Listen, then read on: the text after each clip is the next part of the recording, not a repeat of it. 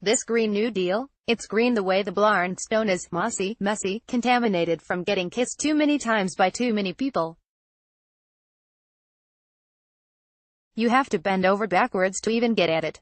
But you know what? I'll make out with it nonetheless, and take it to the malt shop, and so will tens of millions of Americans, because, while not a beauty, it's smart, and even has some good ideas, and because its heart is in the right place. Because we're sick of a mean and stupid man in the White House, and of the brighter folks in his party who kowtow to him because, well, I can't really tell why. If you're a Republican lawmaker at whatever level, it doesn't take a chess wizard to see that the strategy here is to note the emperor's lack of clothes, because in 2 years, when nobody has to deal with him anymore, those who did so unquestioningly are heading back to the private sector, pronto, just like they did all over Southern California in November. Whereas truly bright ones can shine just by showing up, pointing out that the president is a fool who doesn't speak for them, talking small government and not being insane.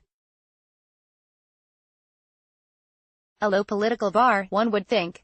The Green New Deal, while not insane, is certainly a little nutty. If they'd run the draft by me, I would have blue-penciled the silly part about getting used to not indulging in air travel anymore. Pro tip to the Dems, rather than threatening to relegate frequent travelers to with bullet trains, say that instead a new generation of texters will create jobs by engineering new ways to power airplanes.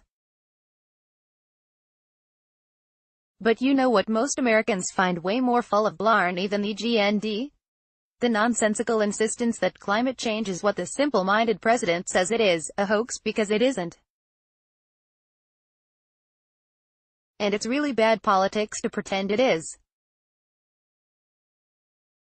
Now, 78% of Americans say the world's climate is undergoing a change that is causing more extreme weather patterns and sea level rise, up from 70% in 2015, as the Monmouth University poll shows. Of note, nearly two-thirds of Republicans, 64%, now believe in climate change, a 15-point jump from just under half, 49%, 3 years ago. So the president's team of climate deniers, in his time, which is thankfully almost over, is losing the game.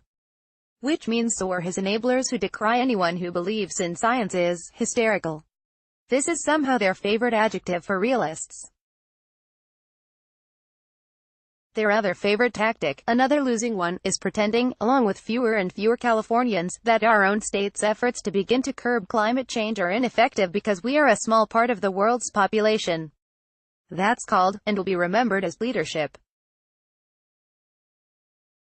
When our great-grandchildren read the history of our time, the climate deniers will be viewed the way we now view the xenophobic America Firsters prior to World War II. Sure, just as today wishing that we could all had a V8 sounds good in the short term, going to war then meant paying a heavy price, and not having to fight that war would have been a blessing. Of course, we'd all be speaking German now, but, hey. 3 days after Pearl Harbor, the America First Committee, with its 800,000 members, simply dissolved. With the Sierra Club, the NRDC and the Audubon Society, I don't sign on to all the language of the symbolic Green New Deal touted by some cool young toughs in Congress.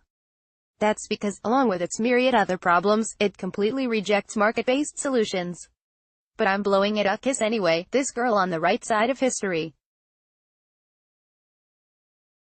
Larry Wilson is on the Southern California News Group editorial board. L. Wilson at scng.com.